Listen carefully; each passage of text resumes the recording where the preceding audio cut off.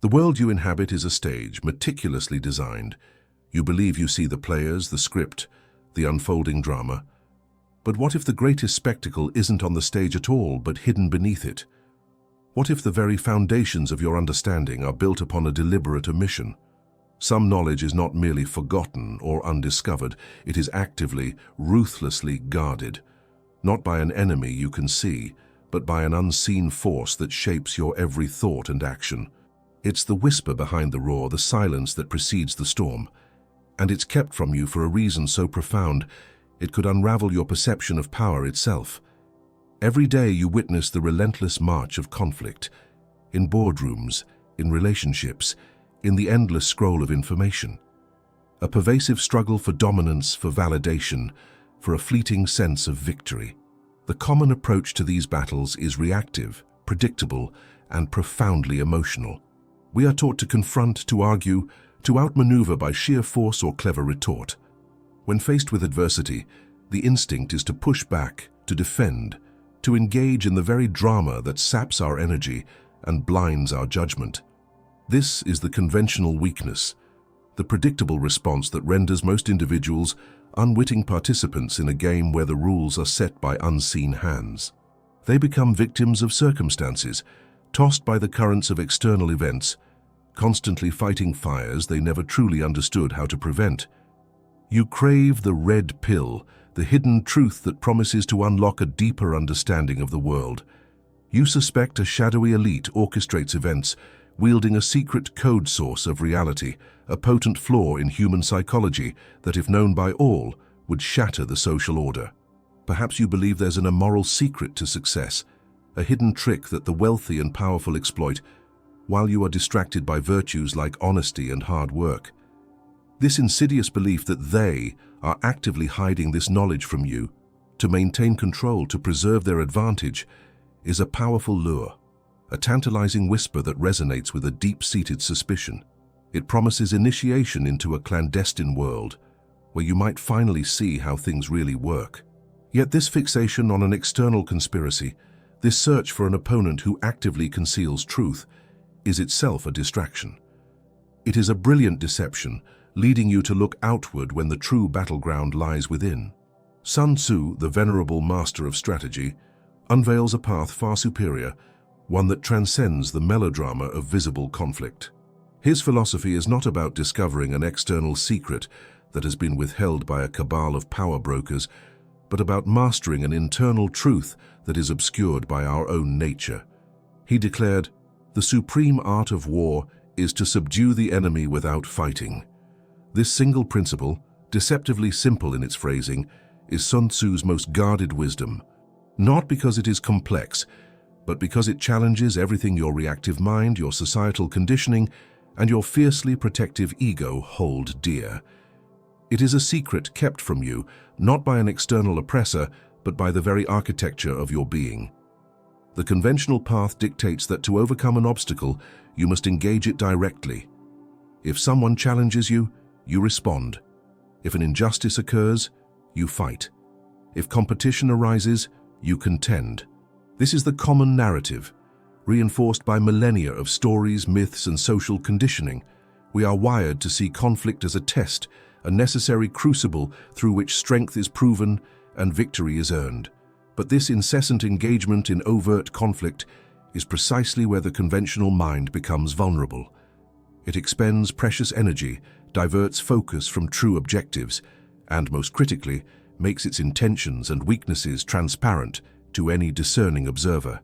Sun Tzu teaches that true strength is not found in the fury of engagement, but in the deliberate control of the environment, and more importantly, of perception. The master strategist does not rush into the fray. Instead, he cultivates the art of silence and observation. Before any move is contemplated, the ground is studied, the winds are measured, and the enemy's spirit is gauged. This initial phase is not about action, but about understanding. Understanding not just the opponent, but the very nature of the battle itself, and whether it even needs to be fought. The conventional mind seeks to conquer by overwhelming force or cunning tactics within the conflict. Sun Tzu's wisdom reveals a different objective: to render the conflict irrelevant. To win without fighting is to achieve your desired outcome not through direct confrontation, but by shaping the conditions such that confrontation becomes unnecessary or even impossible for your adversary to initiate successfully. This requires a profound shift in perspective, moving from a reactive stance to one of proactive design. You are not merely responding to circumstances, you are orchestrating them. Consider the energy wasted in countless arguments, the emotional toll of petty disputes, the strategic missteps born of pride or anger. These are the taxes paid by those who walk the conventional path, perpetually entrapped in cycles of engagement. Sun Tzu offers liberation from this endless attrition. His principle is a testament to foresight, patience, and an almost spiritual detachment from the immediate lure of engagement. It implies a mastery not of weapons, but of the very dynamics of power itself. The silence of the strategist is not an empty void. It is pregnant with intent, alive with observation. Every perceived slight, every challenge, every opportunity is not met with an immediate counterstrike, but with a period of profound contemplation. What is the true nature of this challenge? What are the underlying motivations? What are the unseen currents that dictate its flow? Only by understanding these deeper layers can the strategist choose a path that avoids the pitfall of direct engagement, instead maneuvering towards a resolution that appears effortless, almost inevitable. This deliberate control over one's environment and the perceptions within it is the initial, most vital tool of the master. It is the first step towards understanding why true knowledge is kept from you, not by others, but by the limitations of your own conventional thinking. You search for the key to unlock the secrets they hold. But what if the true custodian of this most guarded principle is yourself? What if the knowledge is not hidden from you, but within you, obscured by your own reactive nature? Comment, I control the narrative to begin mastering this principle, and subscribe for further lessons on the art of unseen conquest. Having begun to question the conventional dance of conflict, we now delve deeper into the very core of Sun Tzu's most guarded principle, the profound challenge of achieving victory without direct combat. This isn't a strategy for the weak or the cowardly. It is the ultimate expression of strength, demanding a level of self-mastery that eludes most. This knowledge is guarded because it confronts the very instincts that define our struggle, instincts so deeply embedded they feel like truth. The supreme art of prevailing without battling directly is a truth obscured by two formidable adversaries, our own ego and the cacophony of cultural conditioning. These are not external forces, but architects of the very knowledge gap you seek to bridge.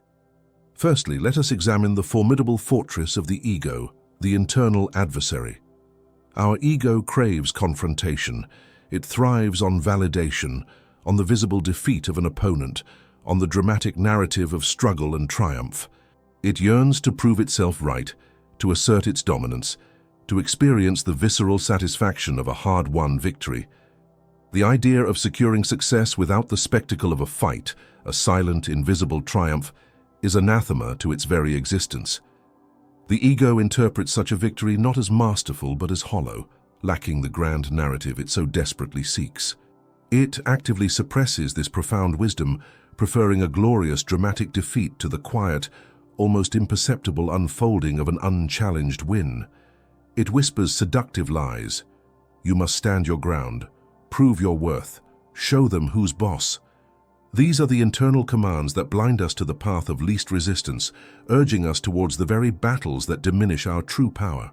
The ego would rather engage in a grand public display, even if it leads to ultimate exhaustion or defeat, than accept a discreet, uncelebrated triumph that affirms its strategic brilliance without needing external applause. It is a persistent saboteur, constantly nudging us towards the arena, convincing us that recognition only comes through overt conflict.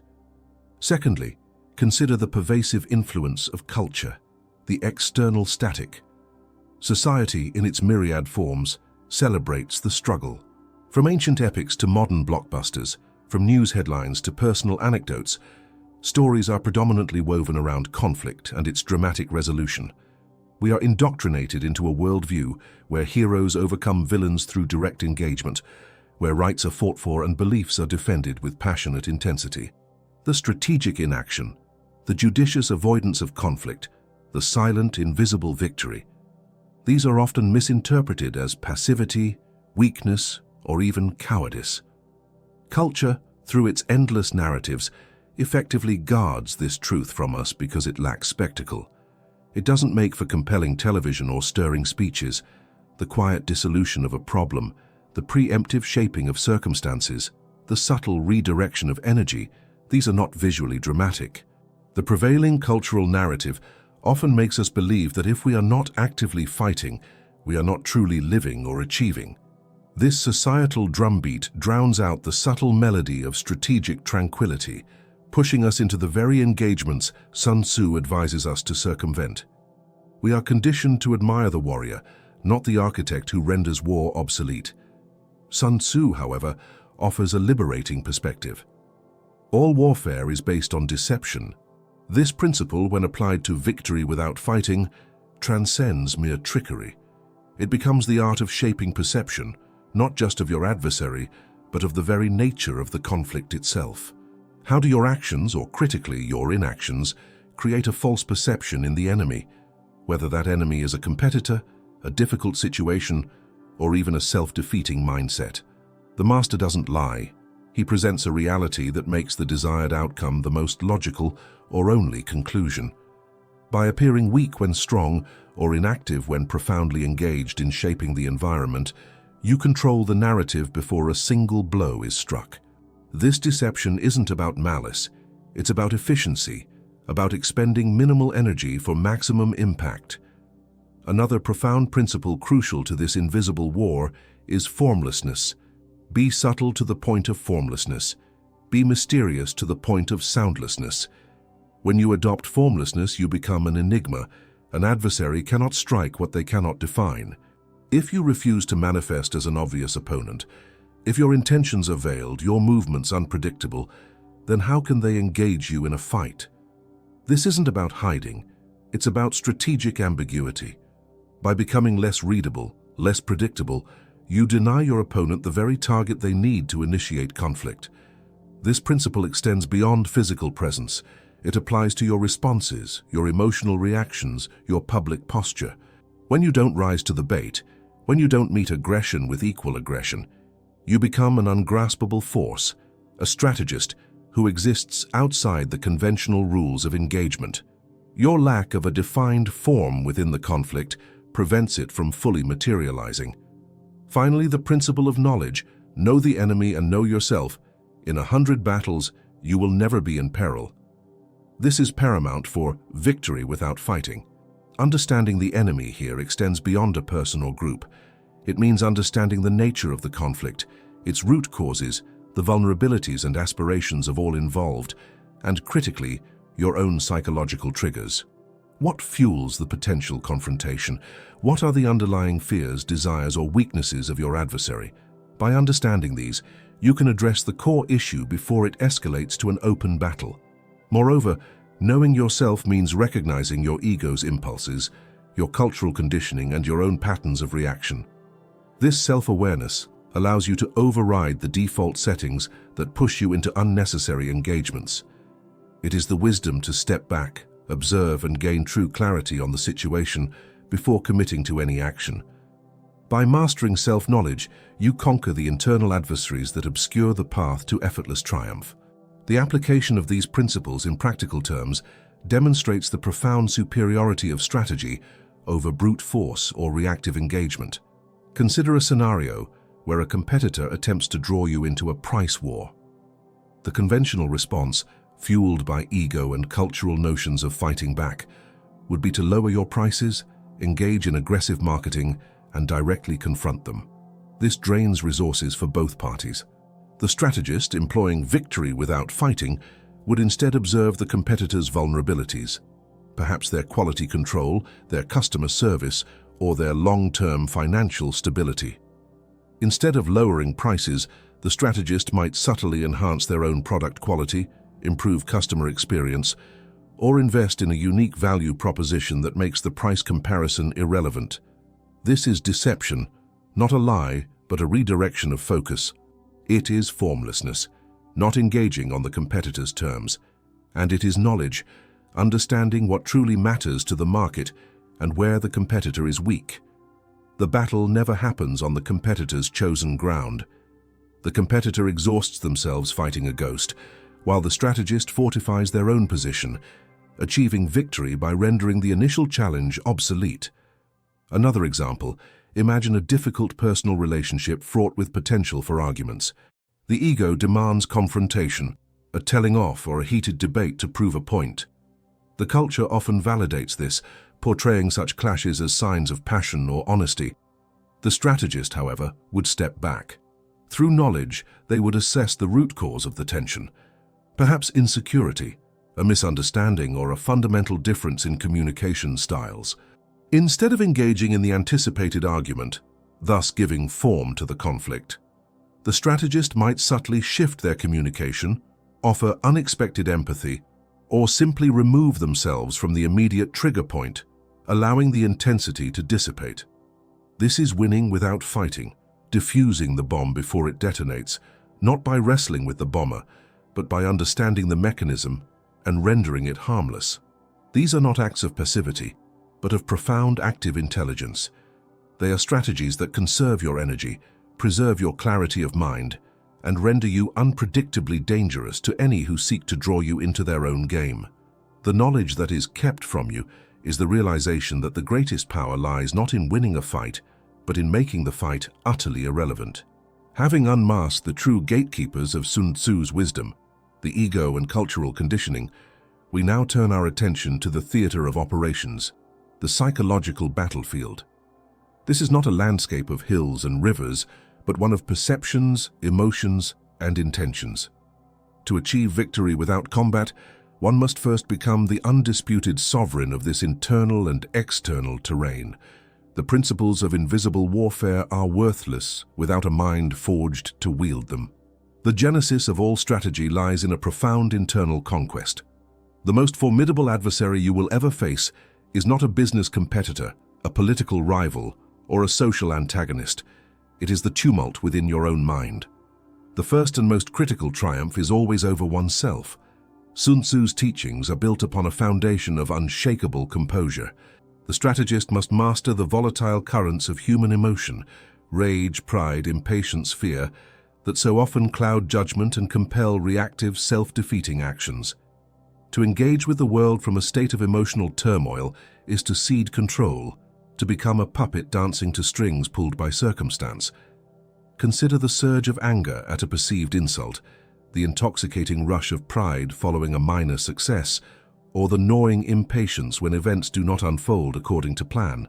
These are the internal rebellions that must be quelled.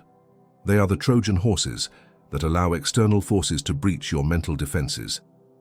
The common person is a slave to these impulses, reacting predictably to provocation, thereby revealing their vulnerabilities. The master strategist, however, cultivates an inner citadel of calm. They observe these emotions as they arise, acknowledging their presence without surrendering to their command. This detachment is not a cold apathy, but a profound form of discipline. It allows for clarity of thought amidst chaos, enabling the strategist to see the chessboard in its entirety, while others see only their next emotionally charged move. This inner tranquility is a weapon. When you are impervious to emotional manipulation, you render one of your opponent's most potent tools utterly useless. The first victory, then, is a silent one, fought and won in the quiet solitude of your own consciousness. It is the conquest of the self, which precedes any dominion over the external world. With this internal sovereignty established, the strategist then turns to the manipulation of external perception. This is not about crafting a likable or benevolent persona. It is about projecting an aura of calculated power that serves your strategic aims. The goal is not to be loved or hated, but to be perceived precisely as you intend, often as calm, deliberate, and inscrutably capable. It is about becoming a force that commands respect and instills a healthy measure of apprehension. This is where Sun Tzu's principle of appearing weak when you are strong, and strong when you are weak, becomes a master stroke of psychological warfare. When you are quietly gathering information, consolidating resources and preparing your decisive move. It is often advantageous to project an image of harmlessness or even incompetence. This encourages your rivals to underestimate you, to become complacent, to expose their plans and weaknesses without fear of reprisal. They mistake your silence for absence, your patience for indecision. Conversely, when you are in a position of vulnerability or require time to recover, a calculated projection of strength and confidence can deter potential challenges, creating a psychological barrier that buys you precious time. This is not about deception through outright lies, but through the masterful management of appearances. You control the narrative of who you are in the minds of others. You become a fluid entity, your true nature veiled behind a carefully constructed facade, making you an impossible target to pin down. You are what you need to be, when you need to be it, and this mutability is a source of immense power. This careful curation of perception leads to the construction of a formidable reputation.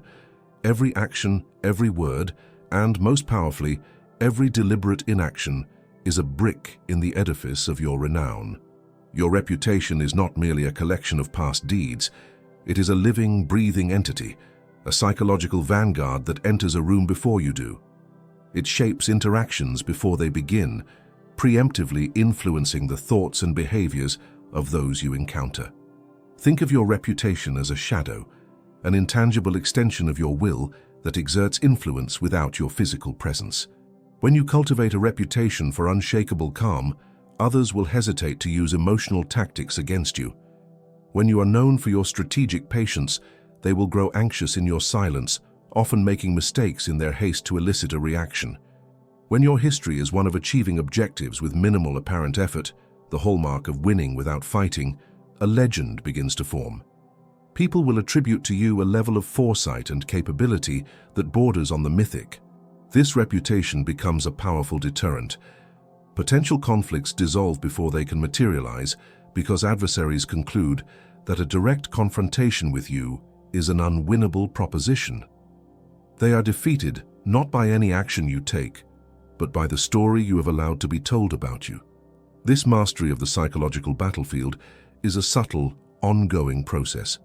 A strategist in a negotiation, for instance, remains placid and observant, while their counterpart becomes agitated and emotional.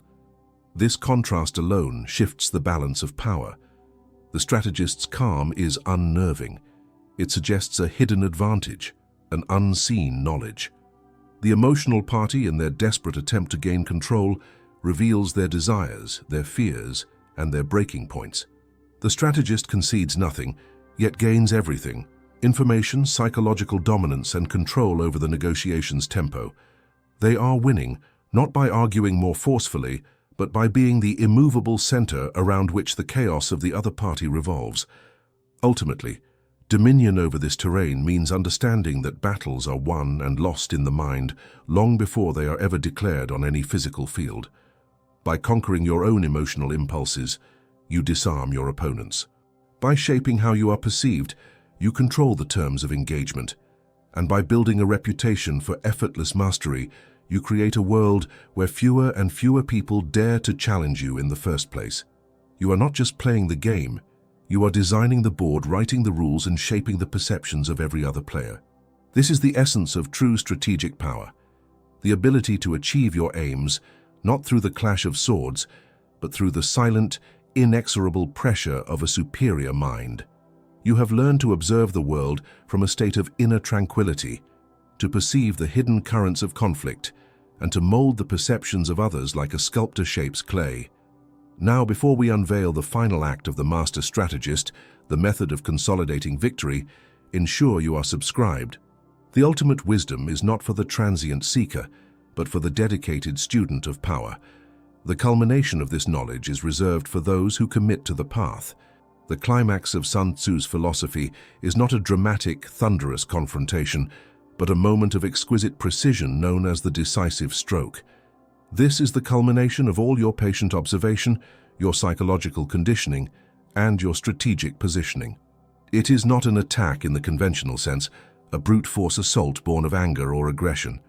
Instead, it is a swift, almost imperceptible action, executed at the precise moment of maximum advantage. It is the fulfillment of a process, the final, elegant move in a game you have been directing from the very beginning.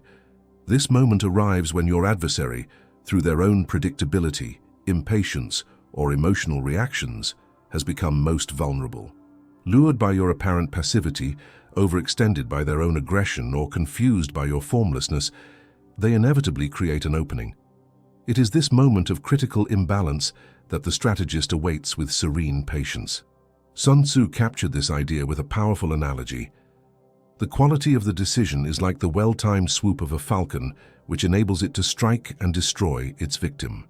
The falcon does not waste its energy in a prolonged chase. It circles, it observes, it waits for the perfect instant, and then it descends with lethal, unanswerable finality. For the strategist, this strike is rarely violent.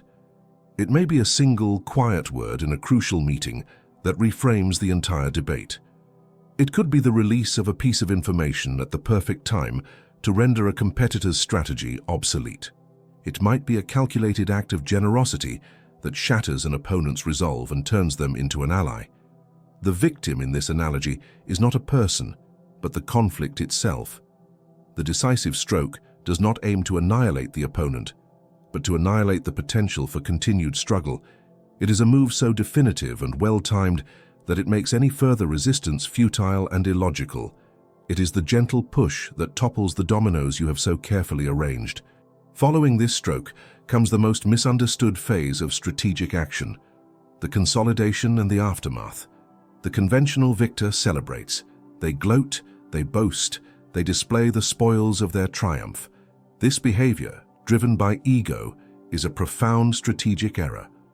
It breeds resentment, plants the seeds of future revenge, and reveals that the victory was an emotional rather than a strategic necessity. The true strategist, having delivered the decisive stroke, does something far more powerful. They simply observe. They do not celebrate, they consolidate. The goal was never the fleeting thrill of winning, but the creation of a new, more favorable reality. The aftermath is a period of quiet integration, where the consequences of the decisive action are allowed to unfold and settle into a new, stable order. The strategist's demeanor remains unchanged, calm, detached, inscrutable. This unnerving consistency is itself a psychological tool. It communicates to all observers that the outcome was not a matter of luck or chance, but of inevitable design. It suggests that this victory was merely one of many possibilities you had foreseen, reinforcing your reputation as a master of the unseen game. The genuine victory is not the act itself, but the enduring peace it establishes, a peace on your terms. This is not a fragile truce that requires constant enforcement, but a resilient state of equilibrium where future challenges are actively dissuaded. Your reputation, now solidified by this display of effortless mastery, becomes your greatest defense. Potential adversaries will look at the new landscape, consider the fate of the last who challenged you, and choose a different path. They are deterred not by threats, but by the quiet evidence of your superior strategic intellect. You have not just won a battle, you have altered the terrain to make future battles unnecessary. This leads us to the ultimate philosophical conclusion about the nature of true power. The most guarded principle, the wisdom that is kept from you by your own internal and cultural wiring, is this: the greatest power is not the ability to win conflicts, but the ability to transcend them entirely. It is the power to shape reality in such a way that conflict becomes a crude, inefficient, and irrelevant tool. You began this journey seeking a secret key to manipulate the external world, believing that power was something they held and you lacked. The profound revelation of Sun Tzu is that the ultimate power is an internal state of being.